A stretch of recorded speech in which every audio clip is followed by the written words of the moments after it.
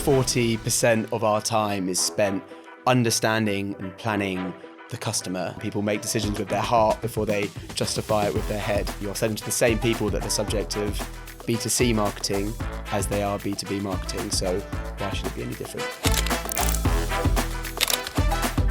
I'm so bored of seeing the same things being rolled out. Another faceless report from a marketing team. You've got to win the hearts and minds of the people that are going to buy you. What we've tried to do over the past few years is really understand the customer, the person at the company that we're selling to. What are their problems?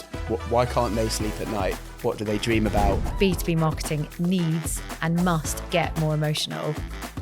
Having an emotional customer connection for everybody, spreading that gospel is something that will only benefit all parts of the business. Agencies and businesses that aren't making it easy for their potential future customers to buy them are going to start to struggle, because it's really hard to build business cases. The RFPs, they're just not there like they used to be.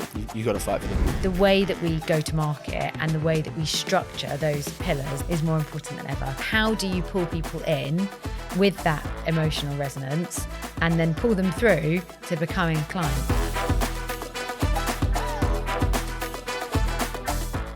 So welcome, Serge, to Marketing in the Madness. Now, for those of you that don't know Serge is head of business development. Oh my God, I'm getting it wrong already. Head of business development for EMEA at Apply Digital. Serge also happens to be a client of mine. So we've actually worked on go-to-market strategies in the B2B space. And that is exactly what we're going to be talking about today. So Serge comes with a lot of experience. He's really detailed in his approach to marketing. And that is exactly why I wanted to have him on the podcast. So we're going to unpack all of that today. Thanks, Katie. Before we do that, and I really want to I know we've got a very similar opinion on this in terms of why B2B marketing needs and must get more emotional. But tell me a bit about Serge, your career today, where you find yourself. Tell us, Apply are huge. Obviously, you've just been bought out. So you were E2X when we first started working together. So tell me a bit about Serge, where you are today, what you do. Yeah, for sure. So Serge, as you mentioned, business development. I started my career in food manufacturing and then within e-commerce, and then moved into strategy consultancy, focused mostly in the marketing space, and then started on the technology vendor side with Bloomreach, and then moved over to E2X. And when I joined E2X, we called ourselves a technical agency, we came from the space where a lot of work, by extension of being associated with a technology, which was Oracle at the time, we got a lot of work really handed to us. That was the environment that we were in. There weren't as many agencies. Work was rare. There were a few headline technologies, the likes of Oracle, SAP, or Hybris at the time, WebSphere, and agencies as an extension of that got a lot of work. And then over time, as competition increased, I suppose the need for marketing increased. So at E2X, we went on a journey, developed our first marketing strategy. As a team, we grew 250% in a couple of years. And then, most recently bought by Apply Digital. So that's where we're at. And that, I've sat in businesses when there's been these kind of huge, I guess amalgamations, or the two businesses are coming together. How's that been? A lot of learnings, different processes. For sure, it's not always comfortable. Change isn't always comfortable for everybody. So that takes some learning and some thinking and some reflecting. But as a team, we now offer more services. We've now got more capabilities within marketing and a larger team within sales.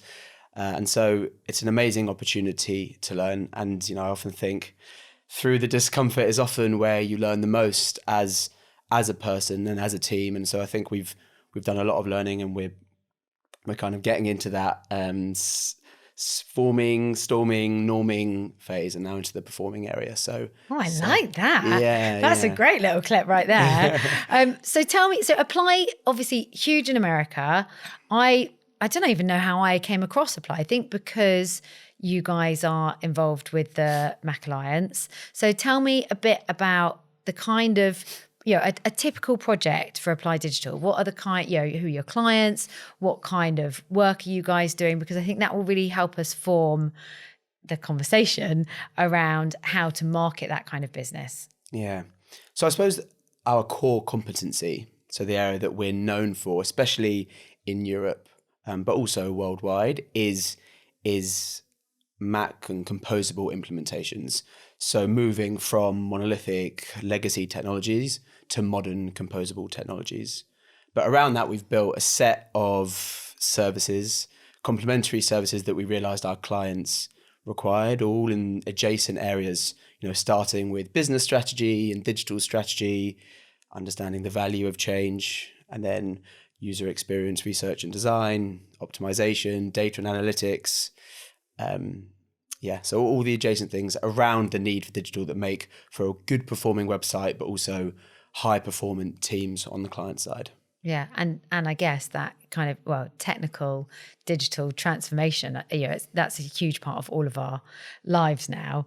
But you guys are leading the charge for some pretty big clients on that kind of stuff. Like, tell me about some exciting work that you're doing right now. Yeah, absolutely. So we went live on, let's say, the White Stuff retail site. Check it out. It's a very performant, great site, client and all customers seem happy with it. And then the Very Group is very.co.uk and Littlewoods brands. That's a multi-year Mac transformation journey. So that one as well. And then other well-known UK brands like Brompton, its.co.uk. They're a tools manufacturer. Games Workshop as well. They've just gone live on their platform. So amazing. I love a lot of those brands. I love Brompton Bikes. I actually remember hearing them speak at I think it must have been at the Festival of Marketing a few years ago. And at the time they were on Sitecore. My guess is maybe they're not on Sitecore anymore. No longer on Sitecore. News is out. Yeah. So tell me the kind of, sorry, I'm asking loads of questions because I'm super interested in this space, but you're taking them away on the whole from those kind of larger monolith platforms and moving them onto more composable, easier, I guess, to update, change, faster to move forward platforms. What kind, you don't have to name who's got who, but which kind of platforms have you been implementing? What kind of cool stuff are you enabling brands like the White Stuff, Brompton, Very to kind of do with these more flexible, I guess, tech platforms that you're building the websites on now? Yeah, first thing to say is we're not necessarily moving them completely away in every single case. The idea of composable is that sometimes for larger brands or more complex brands is that piece by piece, it's the area that's of the most value, and maybe that's the way that the delivery works best for that company. But then the kind of brands or the kind of technologies that we're often thinking about, the normal suspects in this space, like commerce tools, BigCommerce, or Contentful, Content Stack, Ampliance for CMS, or Algolia, Constructor, Clayvu for search, and the list goes on within PIM, OMS, POS as well. So yeah, it depends on the technology and depends on the area. Yeah, it's great. A lot of those are clients of ours at Street. So it's just great to hear. And also to see the transformations that brands are enabling to develop and make so much more quickly than way back when. Now, as interesting as that is, I talk about that a lot on the podcast. So we're not actually going to talk about that, but I think it gives us a good frame for what we're going to talk about next. Because of course, what you and I do is help companies like that, or in your case, Apply, with go-to-market strategies that are, attracting leads and opportunities from your next the White company. So I know we've got very similar views on how to and why, I guess, having a more human, emotive approach to marketing is important in the B2B world. But give me Serge's view. Tell me, what is on your marketing agenda and what is important when you're developing your go-to-market strategies for Apply? Yeah, thanks, Katie. So I suppose my view, having been in the industry now for several years and seen how, especially within the agency space, I think technologies are slightly further ahead, is that the approach to marketing is pretty old and pretty legacy. in the way that they think about customers, in the way they try to relate to customers, and they think about customer problems. Often we see such a solutionized approach. I like the expression speeds and feeds, the idea that you can talk in a list of features about your services or about your product, and that's the thing that will sell. You think this is something that we make or we do, and we lead, and we find the customers that will like this. And that's how they talk about the service and the product, and they try and sell it ultimately. But ultimately what we've tried to do over the past few years is really understand the customer. And by customer, we don't just mean the company that we're selling to, we mean the person at the company that we're selling to. And I think that's such a big gap within the space, is understanding who are you selling to and what do they need? What are their problems? Why can't they sleep at night? What do they dream about? Reputationally, what would they like to achieve? Emotionally, what would they like to achieve?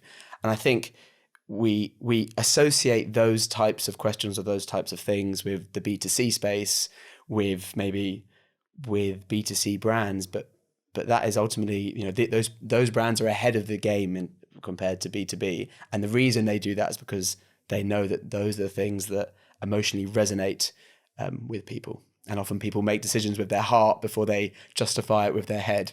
And it's the same. You're selling to the same people that are the subject of B2C marketing as they are B2B marketing. So why should it be any different? Yeah, it does my head in. I feel like this is going to be like a counselling session for me, because I'm here to listen, Katie. Yeah, I'm here to listen. But it's so bloody frustrating because, we're people marketing to people. It doesn't matter whether you're a business. I'm so bored, and I'm really pushing our clients, and I know we've worked on strategies like this, but of seeing, the same things being rolled out. Another, faceless report from a marketing team that is dull as dishwater and is going to take, a prospect, half a day to read.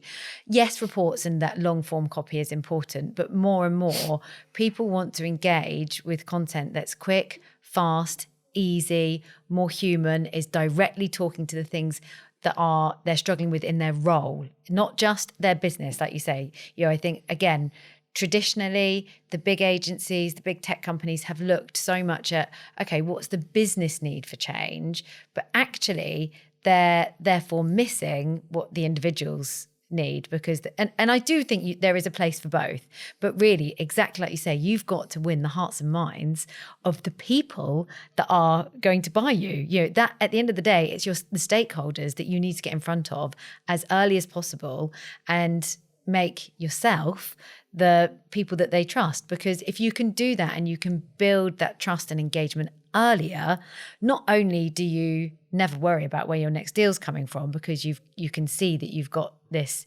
lovely, warm, engaged audience that all are engaging with your content, that is very human, let's hope, that's talking about those things that are keeping them up at night.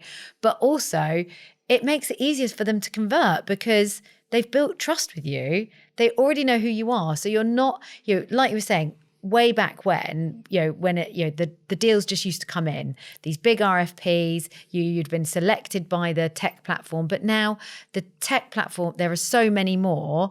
Yes, having those partnerships is going to help create those leads, but you've got to start engaging with your prospects much earlier and in a much more human way if you really want your marketing to be successful. Yeah, and don't forget as well that customer centricity is about marketing and it is about communications.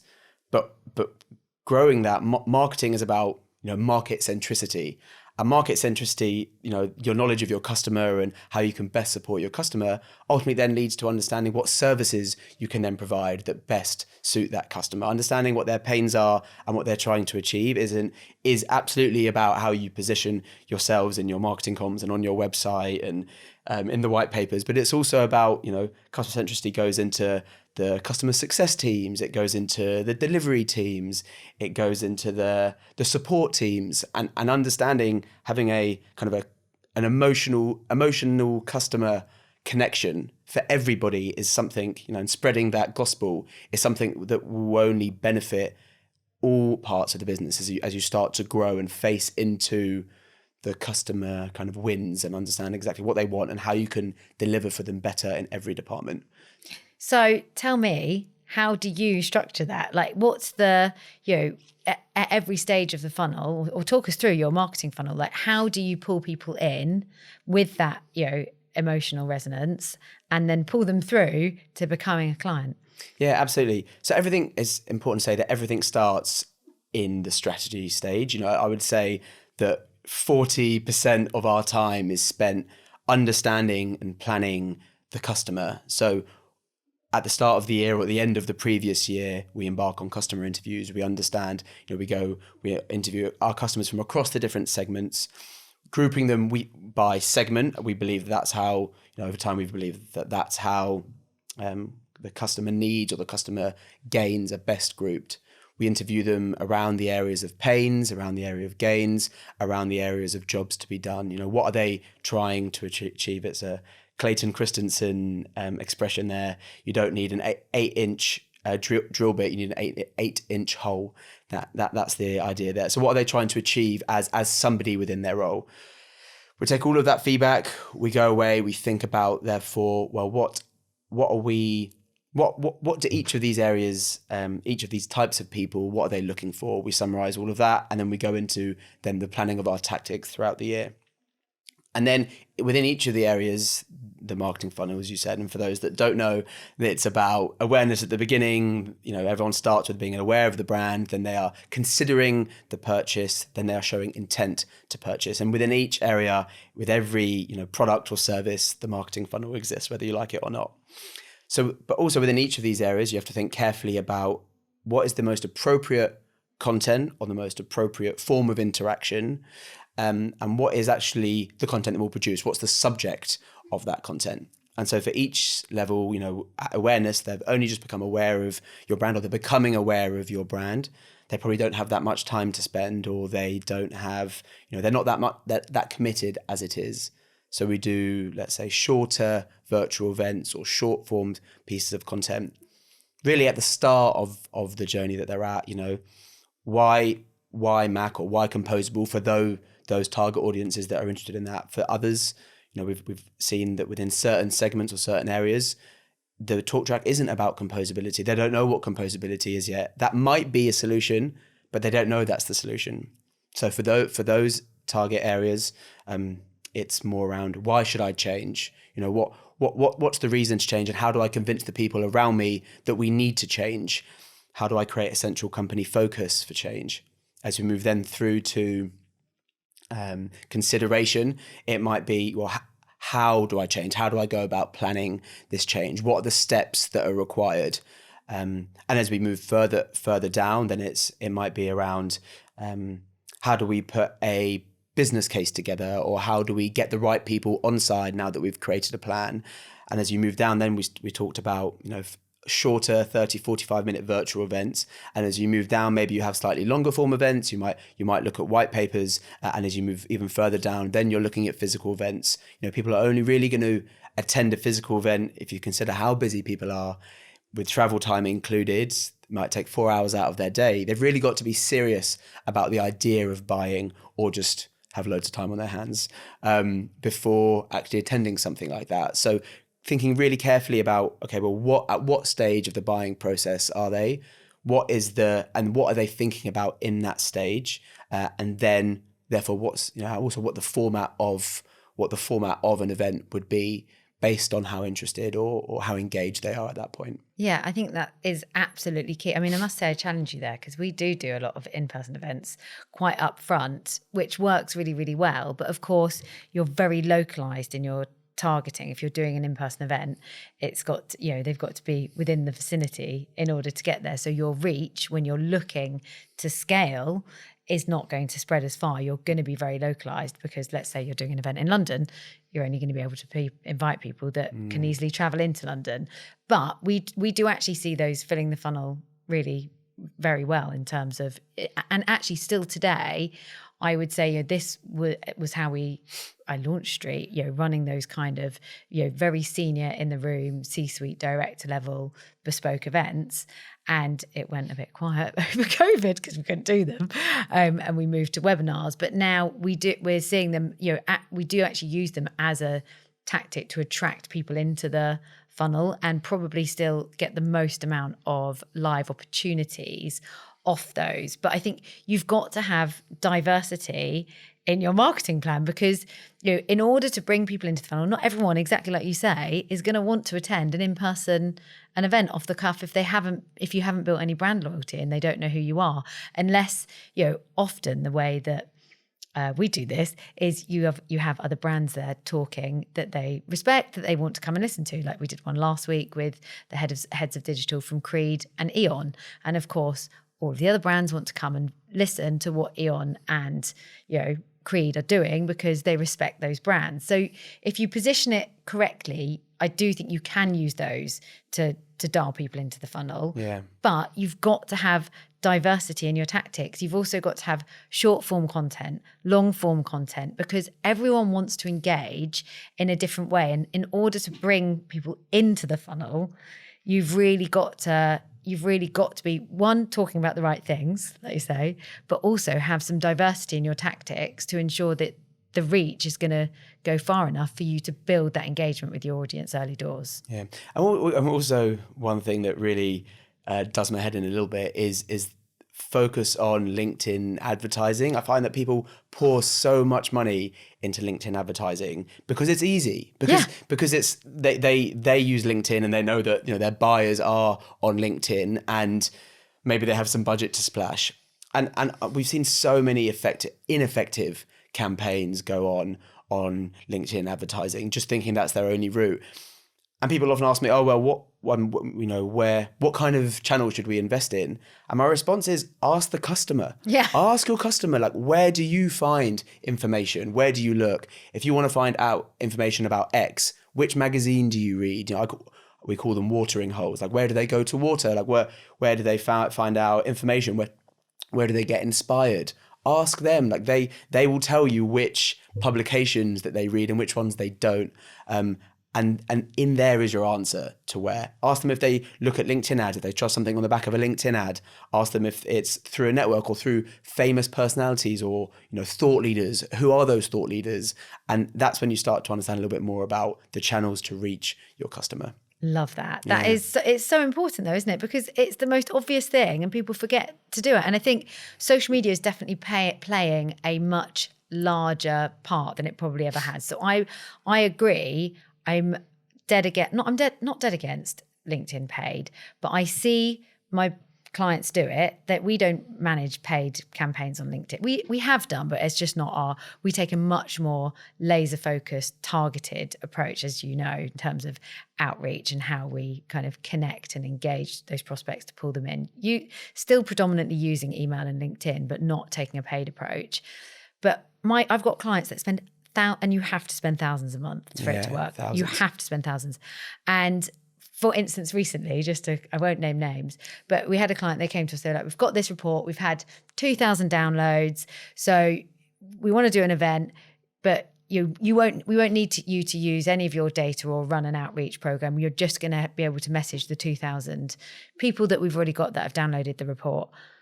Of that 2,000 people, about 15 or 20 were in the region, relevant prospects that could attend the event out of 2,000.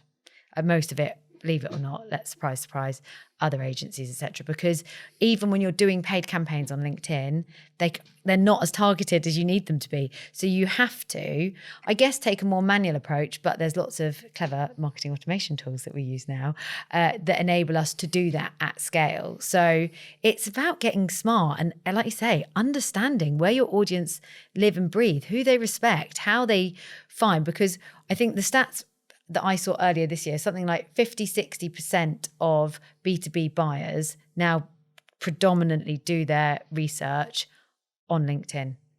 So that it is a space for them. It is a space.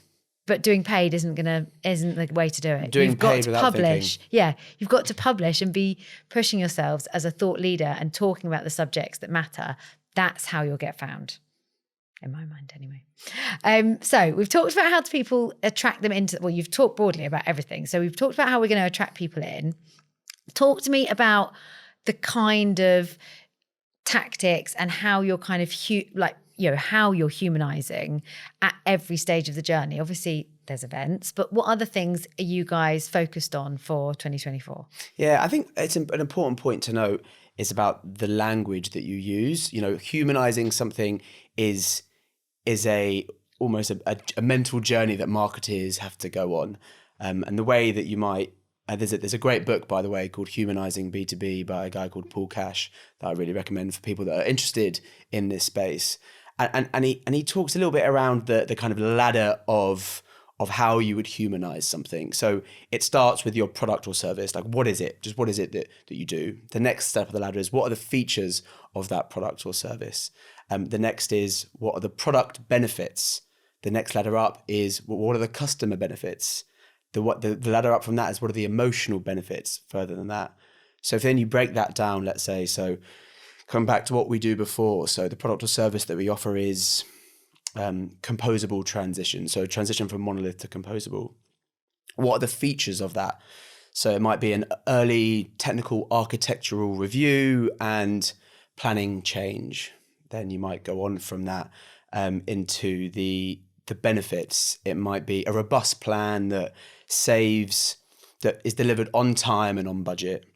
But then you go deeper than that. So what is the benefit to the customer based on what they're trying to do? So the customer that we sell to might be the CDO or the CTO, who from interviews we understand that may have made mistakes before. So this is about avoiding costly mistakes for that customer and helping them achieve their KPI of growth targets. That's something we know, let's say, from customer interviews that matters for them. But emotionally, what are the emotional benefits of that person? That might be something reputational. It might be, being a thought leader internally, being the driver of change. But it also might be about a peace of mind, like being able to sleep at night knowing that, they're not spending excessive money on something that isn't going to drive change. So I think it's important when you talk about humanizing, it's something that you really need to go through and think about before you embark on tactics. And I think that's, it's so important to really ask the question why to yourself over and over 5 times before you really get to what the benefit is underneath it all. Yeah, what's the value exchange? If there's no, I constantly talk about this and I feel like a stuck record, but I feel that I need to because there's still just not enough change happening across, specifically in, we're marketeers, right? At the end of the day, we work in, I guess quite technical marketing, but the world is digital. Like this is the world that we all live in now. So, we have to get better at talking to the needs of our audience. Value exchange is key. If there's no value, don't post it, don't send it, if it's not clear the problem that you're helping them solve in your tactic, in your outreach strategy, then you shouldn't be sending it. I think one of the or set in whichever way you are, sending it. But I think one of the key things for me is really remembering no one, excuse my French, don't swear this much on the podcast, but I'm going to. No one gives a shit what you do as much as you do. In fact, no one probably gives a shit what you do, full stop. What they care about is how you can help them. So if you don't really articulate that value exchange and how you're going to help them as quickly as possible in your content strategies, you're not going to resonate with your audience. They're going to glance, especially when you're trying to get in front of people that you've never spoken to before. So you've got to be really clever about how you do that. And I think, you've got to take a very targeted approach. You've got to understand the needs of your audience, but then you've also got to develop the right tactics to do that. So in your arsenal, what kind of, we've talked about events, what other tactics are you guys using or seeing results from in your outreach strategies? Yeah, so the white papers have to be carefully crafted and really thinking about what the need is. It's easy to have time sucked away by creating a white paper. So absolutely, white papers, short form content as well. We see traction with customer case studies as well. So, and bring that to life. That's so often, in every world, in every industry, that's so important. But even more so within the agency world, because it is about trust. And it's about ability to deliver. And so, we do as much as we can within, we're working within the rights of what our clients let us do. But if you can, create video content, make snippets out of those, really bring to life your customer stories, because from our research as well, that's something that's so important to prospective buyers as well. They want to see the similar case studies of brands like their own really brought to life. So those are really important as well. Yeah, exactly. Like I said earlier, often the reason people sign up to, the demand lead gen events that we put on for our clients is because there are clients there telling the story of what they've achieved, hopefully, with the agency or tech partner that we're helping promote. They're there basically detailing and giving them a live, seal of approval that Apply Digital, let's hope, maybe, one of the brands that we spoke about earlier, Very, for instance, could be talking about how you've helped them transform and exactly what they've done. And those, I always kind of think of those as like, if we go back to that marketing funnel, there are the tactics that you need to bring people into the funnel. And there are the ones that sit in the middle that start to tell your prospects that you can actually do what you said you could do up here in the tactic that might have brought them in. Now, sometimes case study type content, testimonials, short form video, snippets from events, whatever it might be, can actually be those things that also pull in. But they're a great seal of approval. They're the thing that that proves to your audience that stuff that you've been talking or listening to from us, that we've been talking about, that's brought you into the our marketing funnel. Now we're proving to you that we can do it, and we're showing you the ROI that has delivered for a client in your space. And then they really start to prick their ears up and listen. And then of course the last set of tactics, so I always kind of think of it as 3. I think you've got a slightly different, I've seen your marketing funnel, which I thought was really interesting, but I always think of it as 3: attract, engage and nurture, convert. Mm-hmm. And then you've got to make it easy for people to buy you. So where are you guys in terms of, I've spoken about this on the podcast before, productizing your offering, making it easier for people to buy you? Because often, the kind of projects that you guys are doing are big, not always big, but they're making quite big changes, and sometimes it's we want to convert these deals quickly, and there's a long sales life cycle to some of these projects. So how are you, or what are you guys doing in order to try and convert deals a bit more quickly? Yeah, it's a great question, and your point is right. Often where we start at a pretty high price point. That's the world in which we're in. We know that. And so how can you give, and we've spent quite a lot of time in this question, how can you give someone a snippet of what you offer and a taste of what you offer, potentially pro bono, as part of your marketing funnel as they get into that close to that buy area. And we've created effectively a set of free workshops, but productized free workshops, but very target market specific. So we know, for example, let's say we work in the high growth D2C brand space. Brands like Doc Martens or Brompton Bicycles. These are high growth brands that sell directly to the customer, manufacture and sell direct to the customer. We sell to the business side audience. So these will be heads of e-com or heads of growth, for example. And they won't necessarily be as interested in the composable technology side. It will absolutely feed into what they do, but what they're the most interested in is how can we hit our growth targets by pulling various customer levers on the websites. They'll be targeted on conversion or add to baskets or reducing bounce rates. And what are the levers they can pull? It's various aspects on their website. How can we create a more effective, a more optimized customer journey flow? So for example, for this target group, we offer, we call it a free e-commerce audit. And what we do is we go onto their website, we live kind of break down their website and show them, based on our own expertise, what we think of their website versus their competitors. So we're not necessarily saying change the technology stack and this is why you need to do it. It's these are some great things about your websites, but here are some opportunities that we think you could look at, and maybe here are some technologies that might help with that.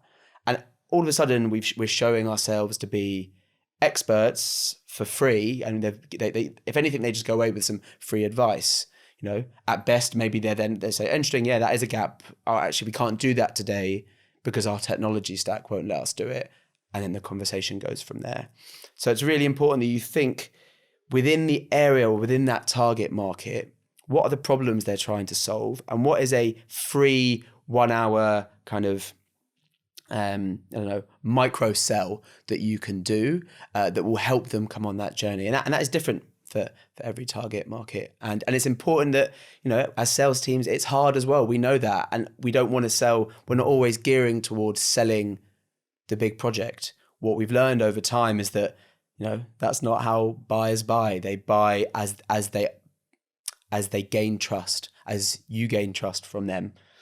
Well, yeah, and so it's really important to think about what is that step before buying that will really help that. Yeah, I think that's been a really big change that I've seen, and I've worked in, similar to you, I've worked, leading digital transformation projects. Pre me setting up Street, I was head of new biz at an agency leading these kind of projects. In fact, it's all gone 360 recently because a client of mine, we're speaking to